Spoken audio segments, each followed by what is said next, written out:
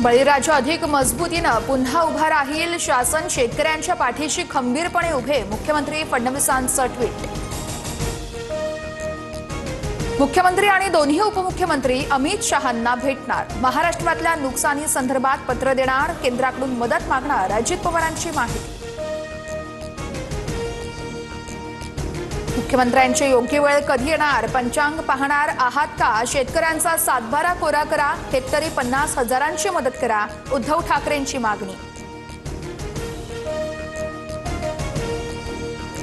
पाहणी दौरा करा, पर्यटन करू नका, पूरग्रस्तांना सर्वांनी सढळ हाताने मदत करावी, उपमुख्यमंत्री शिंदेंचा उद्धव ठाकरेंना टोला।